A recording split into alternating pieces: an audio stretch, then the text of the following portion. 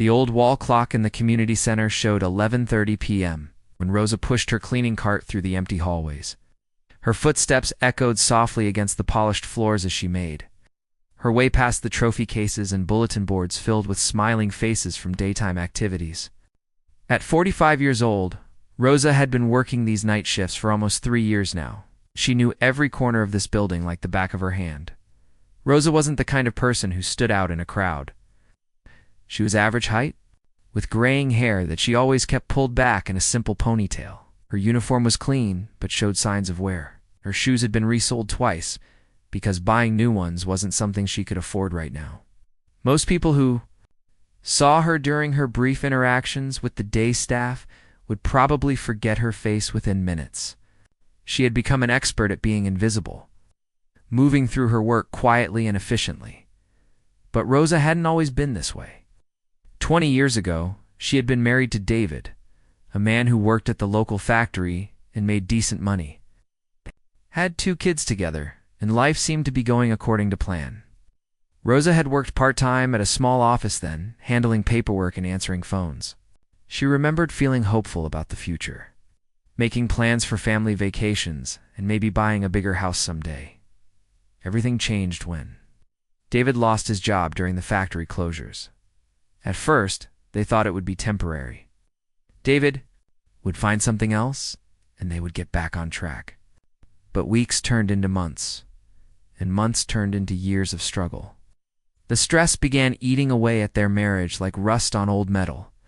David started drinking more, staying out late, and eventually he just stopped coming home altogether. The divorce papers came with a mountain of debt and 2 confused teenagers who didn't understand why their family was falling apart. Rosa's kids, Michael and Lisa, were now 17 and 15. Michael was a senior in high school, working part-time at a grocery store to help with expenses. He was a good kid, responsible beyond his years, but Rosa could see the weight of their situation in his eyes. Sometimes she caught him looking at college brochures with an expression that mixed hope with worry. Lisa was in her sophomore year and still believed that things would get better soon. She would ask Rosa when they could go shopping for new clothes, or when they might be able to afford a car for Michael.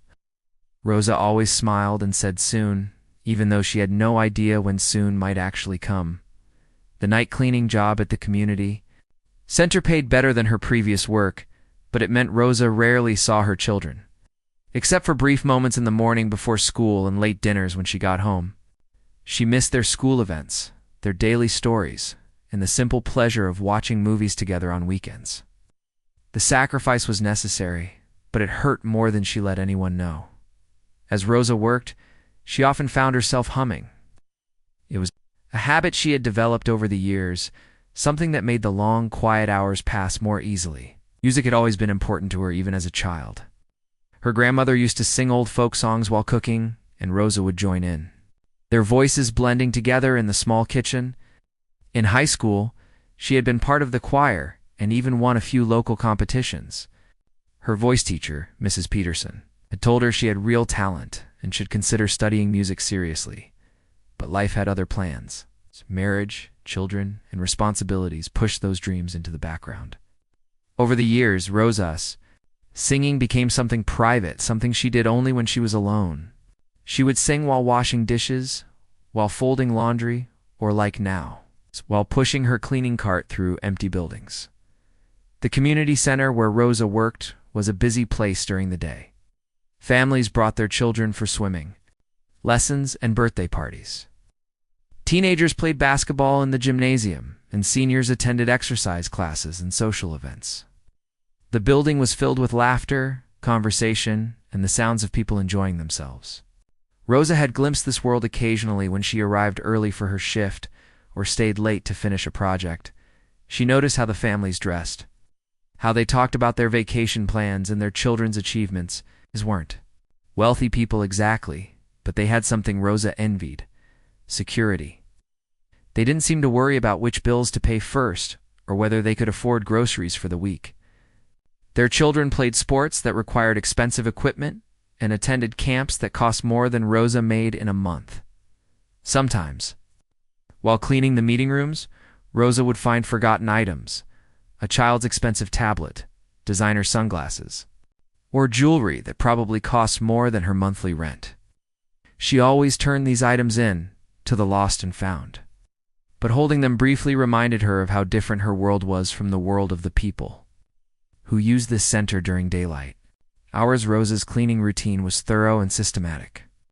She started with the offices, emptying trash cans and wiping down desks. Then she moved to the meeting rooms, setting up chairs and cleaning whiteboards. The gymnasium required mopping the floors and cleaning the equipment. Finally, she tackled the bathrooms, which was nobody's favorite part of the job, but had to be done. During her breaks, Rosa would sit in the small staff room and eat her sandwich while reading library books. She loved stories about people who overcame difficult circumstances, who found ways to change their lives for the better. Sometimes she wondered if she was too old for that kind of change, if this was simply how her life would be from now on. But the stories gave her hope. Even if she couldn't quite imagine how her own story might change, one thing that kept Rosa going was her children's belief in her. Michael often told her she was the strongest person he knew, and Lisa would brag to her friends about how hard her mother worked to take care of them. They didn't see her job as something to be ashamed of. To them, she was simply their mom, doing whatever it took to keep their family together. Rosa's voice remained her secret companion through all of this. When she was alone in the big gymnasium, she would sometimes let her voice carry a little more out, enjoying the way it echoed off the walls. When she cleaned the small auditorium where the community theater group practiced, she would imagine what it might feel like to stand on that stage, not with a mop and bucket, but with a microphone, sharing the music that lived inside her heart. But these were just daydreams, brief escapes from reality. Rosa understood her place in the world, and she had made peace with it. Her job was to work hard, take care of her children, and hope that their lives would be better than hers had been. She didn't need recognition or applause. She just needed to survive each day and make sure her family stayed together. As the clock approached midnight, Rosa finished her work in the main hallway and prepared to tackle the auditorium. She had no idea that in just a few days this same auditorium would become the place where her carefully constructed invisible life would be turned completely upside down. For now, she was just a woman with a cart, a mop, and a voice that nobody knew existed, making her way through another quiet night. The community center was buzzing with activity on Tuesday evening, which was unusual for Rosa. Normally, by the time she arrived for her shift, the building was empty except for the security guard at the front desk. But tonight was different. Cars filled the parking lot, and she could hear voices and music coming from inside the building as she walked toward the employee entrance. Rosa checked her phone to make sure she had the right day. Yes, it was Tuesday, and yes, she was supposed to work her regular shift. She pushed through the back door and nearly bumped into Janet, the day shift supervisor who was still there at 8:30 in the evening.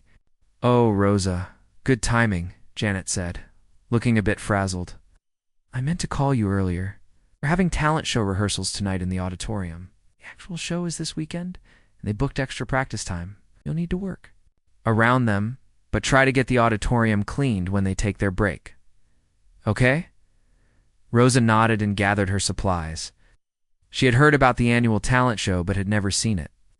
From what she understood, it was a big community event, where local people performed music, comedy, and other acts to raise money for the center's youth programs.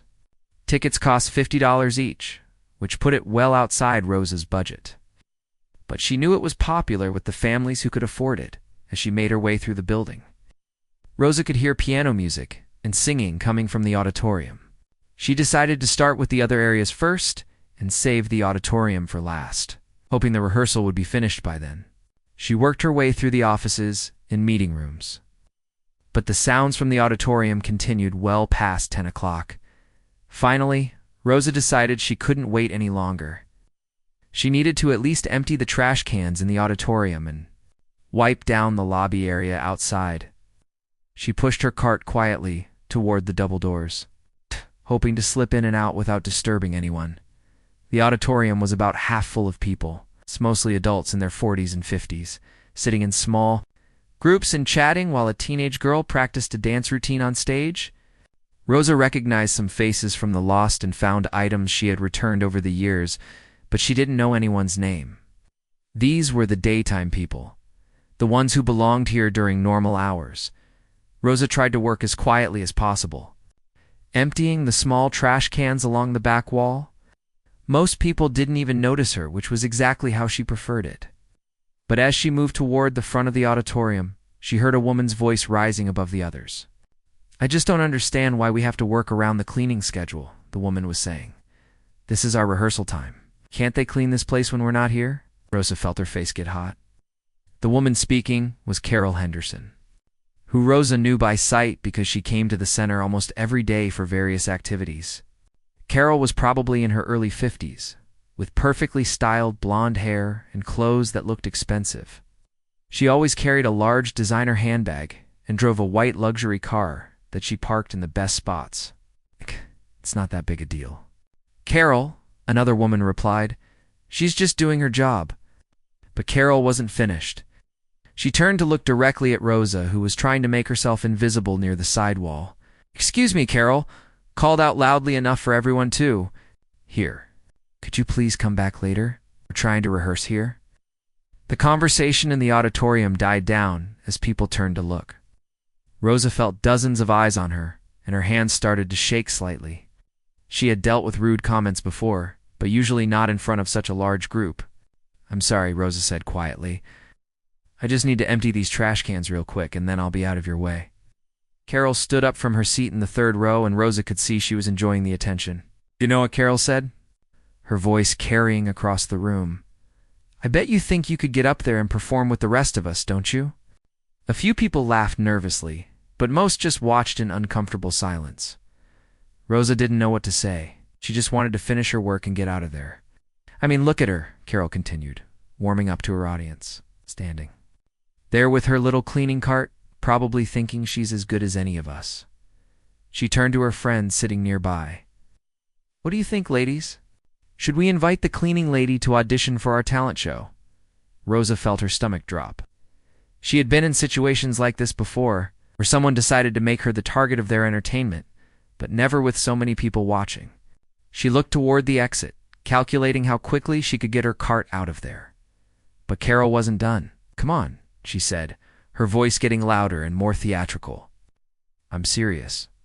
I bet she's got some hidden talent she's just dying to show us." "What is it, honey? Can you juggle? Tell jokes." Or maybe she paused for dramatic effect. "Maybe you think you can sing." The word "sing" hung in the air like a challenge.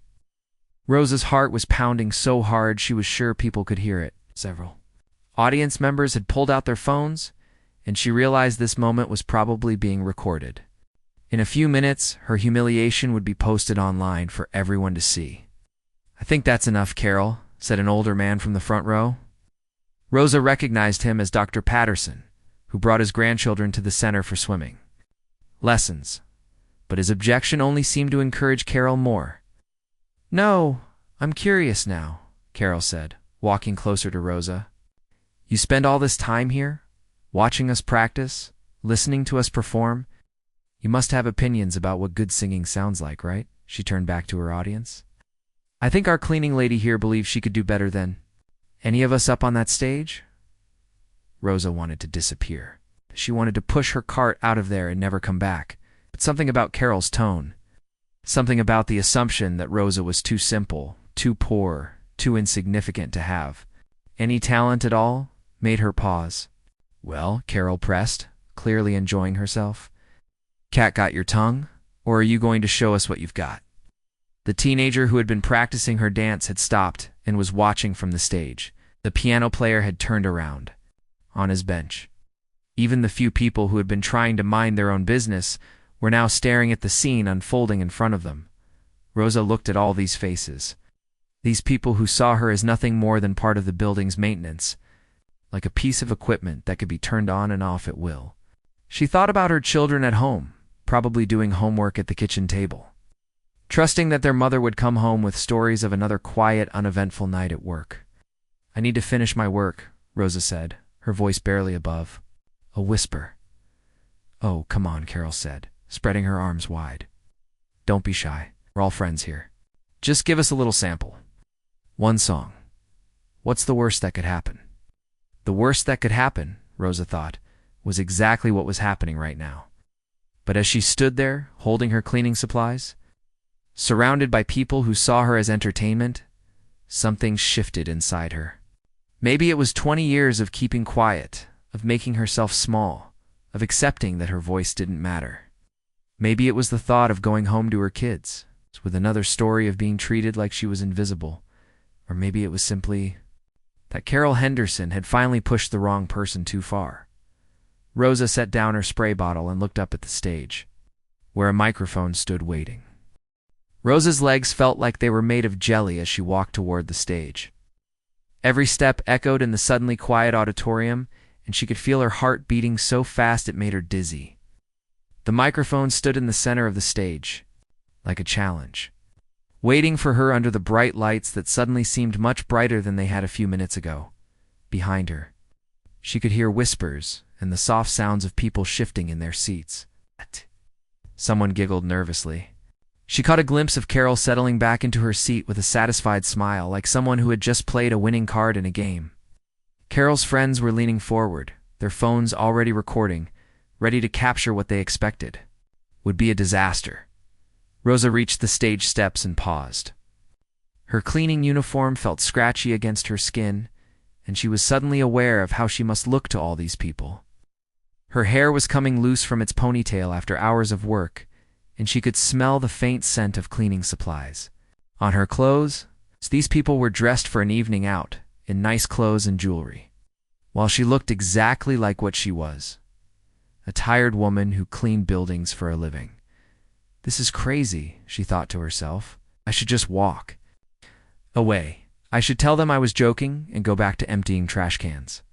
But her feet kept moving up the steps, and before she knew it, she was standing on the stage, looking out at an audience that was waiting for her to embarrass herself. The lights were even brighter up there, making it hard to see individual faces. In the audience, Rosa could hear her own breathing, loud and unsteady. She approached the microphone stand and realized her hands were shaking so badly she wasn't sure she could even hold it steady. "Well, we're waiting," Carol called out from her seat. "Don't keep us in suspense." Rosa wrapped her fingers around the microphone, and the metal felt cold against her palm. She had held microphones before, many years ago, but this felt completely different. Back then, she had been singing with friends, people who wanted her to succeed. Now she was performing for people who expected her to fail, who were probably hoping she would fail so they could have a good story to tell there. "Friends tomorrow," she looked out at the audience and tried to find a friendly face. Dr. Patterson was sitting in the front row, and while he wasn't smiling, he didn't look cruel either.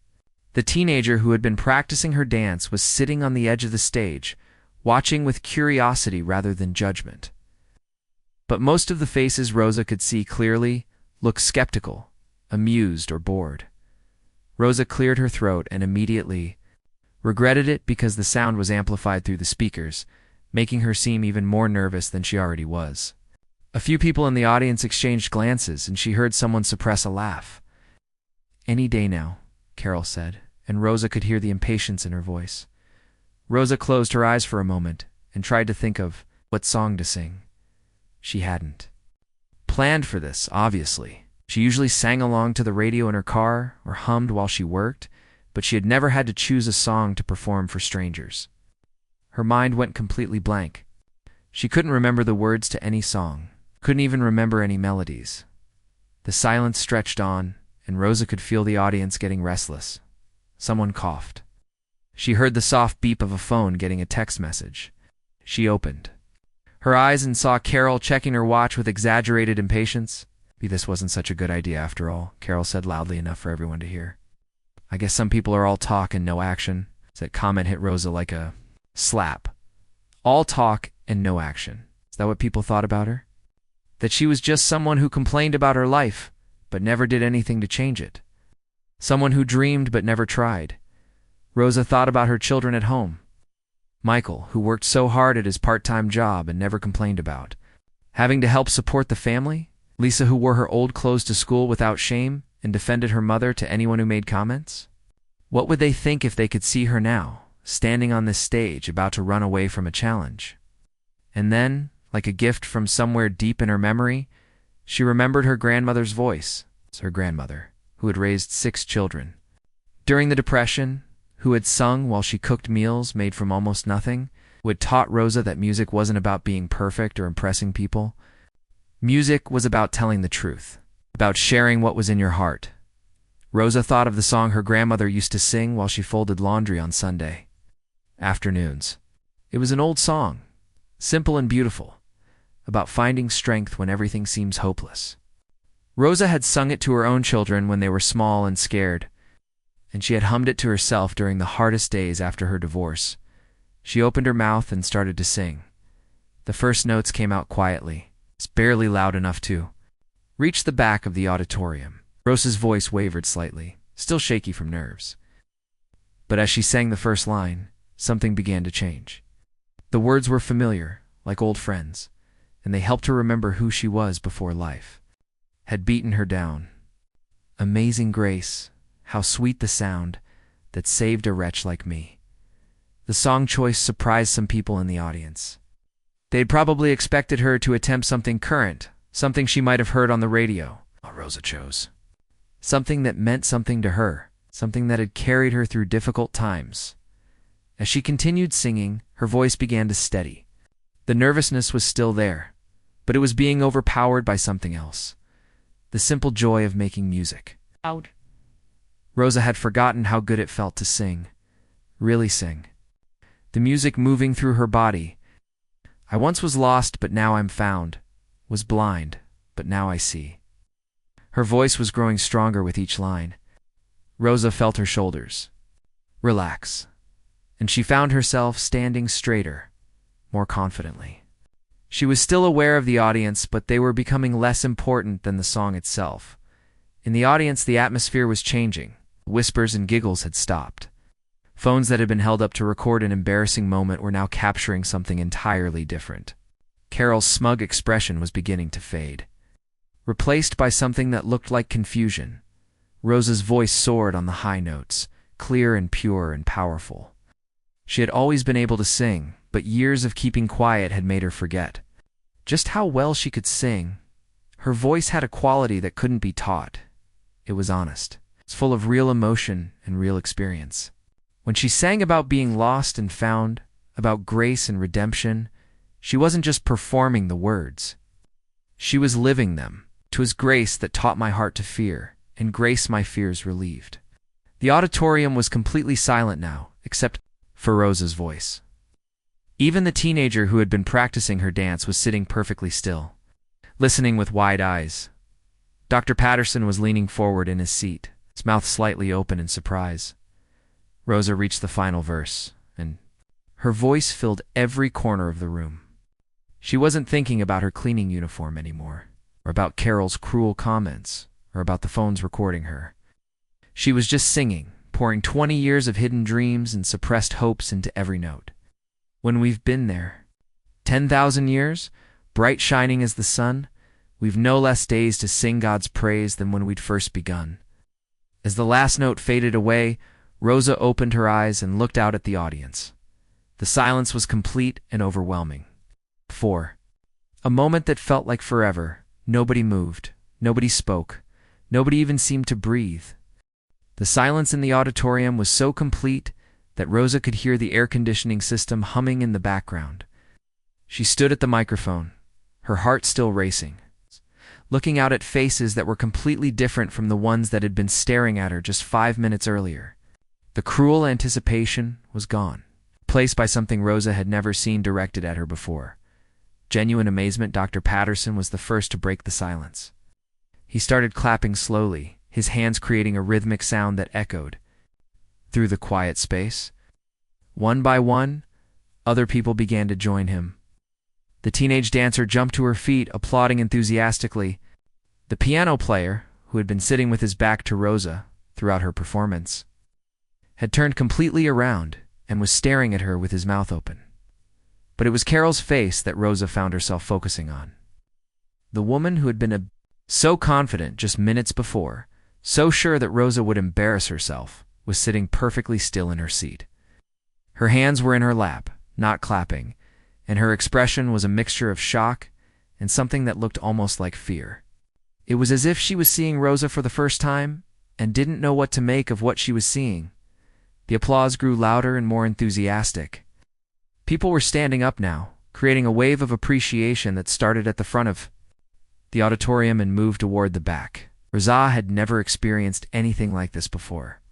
At church, years ago, people had complimented her singing, but that had been friendly encouragement from people who knew her. This was different. These were strangers who had expected nothing from her, and she had given them something they clearly hadn't expected to receive. Rosa felt tears starting to form in her eyes, but she blinked them back. She didn't want to cry, not here, not in front of these people. But the emotion was overwhelming. For so many years, she had felt invisible, worthless, like someone who didn't matter to anyone except her children. Now, suddenly she was the center of attention, and the attention was positive. "Oh my God," she heard someone say from the middle of the auditorium. "That was incredible." "I've got chills," another person added. Rosa looked around the room and realized that several people were wiping their eyes. Her song had moved them, had touched something inside them that they hadn't expected to feel during a simple talent show. Rehearsal. She had given them a moment of real beauty, real emotion, and they were responding to it like people who had been thirsty for something authentic. The applause continued for what felt like several minutes, though Rosa was too overwhelmed to keep track of time. When it finally began to die down, she found herself unsure of what to do next. Should she say something? Should she sing another song? Should she just walk off the stage and go back to her cleaning cart? The decision was made for her when a man Rosa didn't recognize stood up from a seat near the back. He was younger than most of the other audience members, maybe in his 30s, with dark hair and casual clothes. He started walking toward the stage with purpose, and Rosa wondered if she was in trouble somehow. "Excuse me," he called out as he approached. "I'm sorry to interrupt, but I have to ask. Do you have any professional training?" Rosa shook her head, suddenly feeling shy again. "No, I used to sing in church when I was younger." The man nodded and climbed the steps to the stage. "I'm Tony Rodriguez. I'm a vocal coach, and I work with several local theaters. I was here tonight because my niece is performing in the talent show." He gestured toward the teenage dancer, who Rosa now realized was watching this conversation with intense interest. "I've been teaching voice for 15 years, Tony continued, "and I have to tell you, what you just did was extraordinary. Technical skill, the emotional connection, the way you controlled your breathing on those long phrases, that's not something that just happens by accident." Rosa didn't know what to say. She had never thought of her singing in technical terms. She just opened her mouth and let the music come out. The idea that there was skill involved, she was doing something that required training and practice, was completely foreign to her. "Have you ever considered performing professionally?" Tony asked.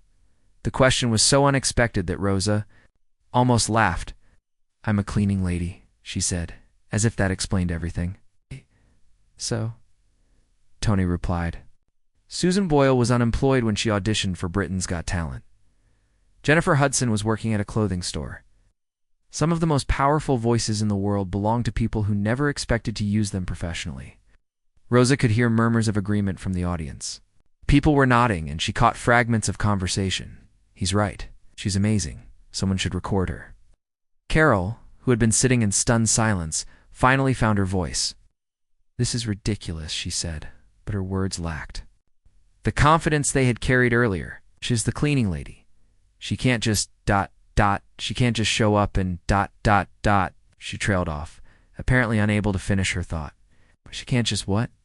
Tony asked, turning to face Carol. "She can't just be talented? She can't just have a gift? What exactly is it that she can't do?" Carol's face was turning red. "That's not what I meant. I just... This is our rehearsal. We've been working on this show for months. Now you've discovered that you have a potential headliner working in your building every night," Tony said. "I'd say that's pretty lucky." Turned back to Rosa. "I'm serious about this. You have a voice that could fill concert halls. You have the kind of natural talent that most of my students would kill for. The question is, what do you want to do with it?" Rosa felt like she was in a dream. "Ow. An hour ago, she had been emptying trash cans and trying to stay invisible. Now, a professional vocal coach was talking to her about concert halls and headlining shows. It was too much to process all at once. "I don't know," she said honestly. "I never thought about it. I have to. Kids, and I need this job. I can't just... I don't know anything about the music business." "You don't need to know anything about the music business right now," Tony said. "You just need to know that you have options. Real options." Dr. Patterson, who had been listening to this conversation from his seat in the front row, stood up. "If I may," he said, "I think what we've just witnessed is something special. I think the young lady deserves more than just our applause." He looked around the auditorium, making eye contact with various people. "How many of you recorded that performance on your phones?" Rosa looked out at the audience and saw that almost everyone was holding a phone.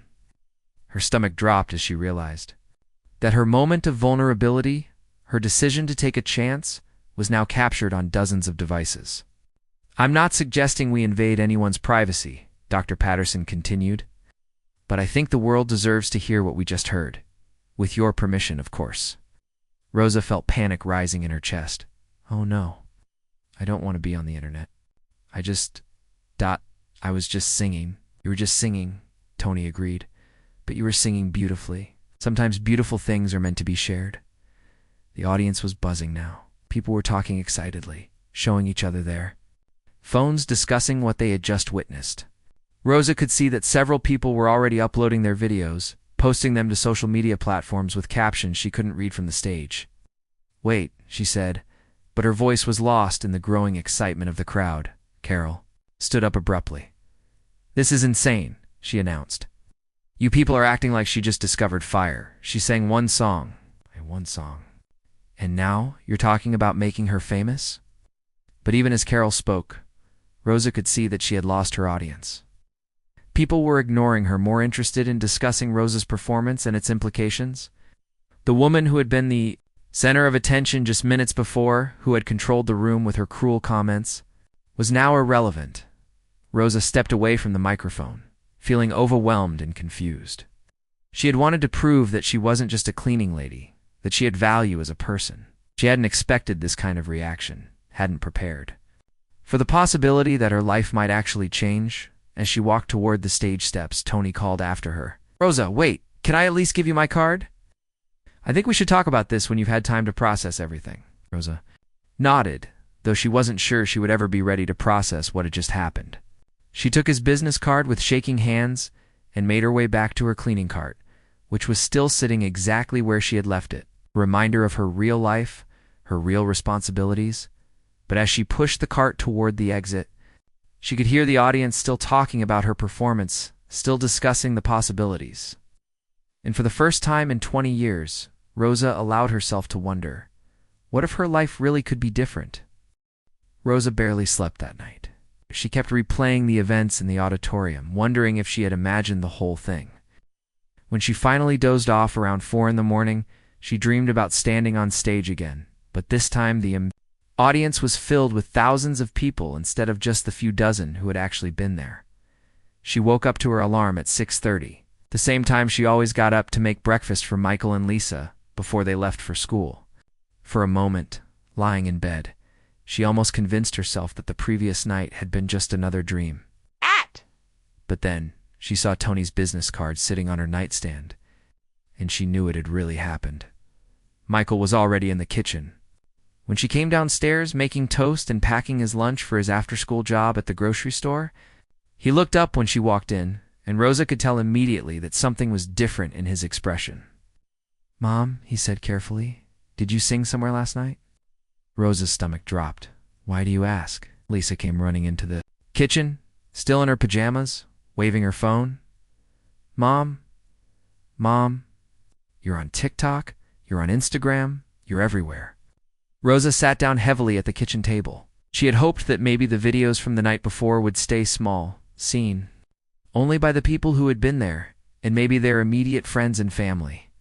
But looking at Lisa's excited face, she realized that her hope had been naive. "Look." Lisa thrust her phone in front of Rosa's face.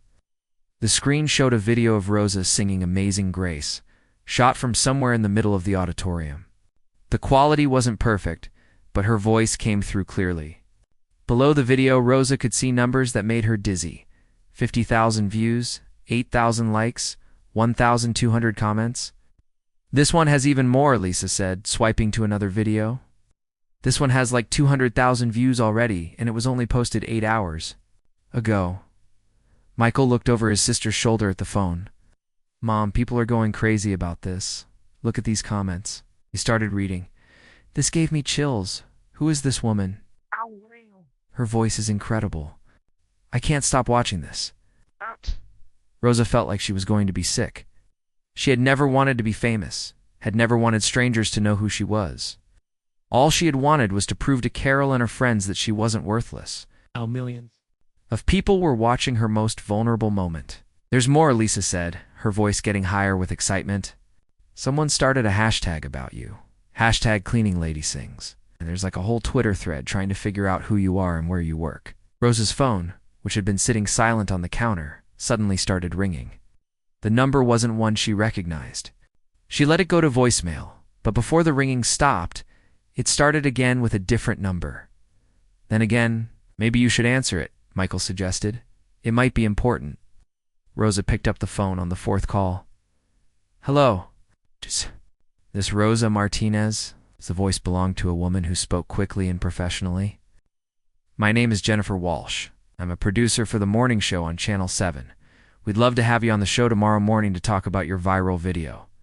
My what? Rosa asked, though she already knew the answer. Your singing video. From last night. It's been shared over 1 million times across all platforms. People are calling you the next Susan Boyle. We'd like to offer you a segment on our show, and we can provide transportation and a small appearance fee. Rosa hung up without answering. The phone immediately started ringing again. Over the next hour, while Rosa tried to make breakfast and get her kids ready for school, her phone rang constantly. News shows, radio stations, talent agencies, record labels. Lisa kept monitoring social media and providing updates that made Rosa feel more overwhelmed by the minute. Mom, someone found out where you work, Lisa announced. They're posting pictures of the community center and asking if anyone knows your schedule. What? Rosa grabbed the phone and saw photos of the building where she worked every night, along with dozens of comments from people saying they wanted to meet her, interview her, or hear her sing again. Michael, who was usually quiet and practical, sat down next to his mother. Mom, this is really big. It's like really, really big. People are comparing you to singers who've won major talent competitions. Maybe you should talk to that vocal coach guy who gave you his card. Rosa looked at Tony's business card, which she had brought downstairs with her. She had been carrying it around like a talisman, not sure what to do with it, but afraid to throw it away. I don't know anything about this stuff, she said. I don't know about TV shows or record deals or any of it. I just wanted to sing one song and go back to work. But even as she said it, Rosa knew that going back to her old life wasn't really an option anymore. When she dropped the kids off at school, other parents stared at her and whispered. When she stopped at the grocery store, the cashier asked if she was that singing lady from the internet. By the time she got home, there were 3 news vans parked on her street. Rosa called in sick to work for the first time in 2 years. She couldn't face going to the community center knowing that people might be waiting for her there. She spent the day hiding in her house, watching through the windows as reporters knocked on her door, and neighbors gathered on the sidewalk to discuss what was happening. But she also spent time reading the comments on the videos, and not all of them were about her singing. Many people were talking about how her story represented something bigger. It talked about dignity, about not judging people by their jobs, about hidden talent in unexpected places. She read hundreds of messages from other working people who said her video had made them feel seen and valued. Late in the afternoon, Rosa finally called the number on Tony's business card. I was hoping you'd call, he said when she identified herself. Have you seen what's happening online? I'm trying not to look, Rosa admitted. It's all too much. I understand, Tony said. But Rosa, this is the kind of opportunity that happens. Maybe once in a lifetime, you have a choice to make. You can try to wait for this to blow over and go back to your old life. or you can take control of the situation and see where it leads. What would that mean? Rosa asked. Well, first you need someone to help you handle all these interview requests and business inquiries. I know some people who specialize in that. Second, you should probably perform again, somewhere public, to show that last night wasn't just a fluke. And third, you should start thinking about what you actually want. Do you want to record music? Do you want to perform? Do you want to teach? You have options now that you didn't have a week ago. That evening, Rosa sat down with Michael and Lisa to have a serious conversation about what was happening to their family. She spread out all the business cards and contact information she had collected throughout the day, along with printouts of some of the news articles that were being written about her. This is all happening really fast, she told them. And I need to know how you two feel about it. If I decide to pursue this music thing, it's going to change our lives in ways we can't predict. Lisa was enthusiastic. Mom, you could be famous. You could make enough money that you don't have to clean buildings anymore. You could travel and sing for huge audiences. Michael was more cautious. What about your job? What about our health insurance? What if this whole internet thing dies? Down in a few weeks, and we're left with nothing? Those were exactly the questions that had been keeping Rosa awake. But she also knew that Michael was working too hard for a 17-year-old.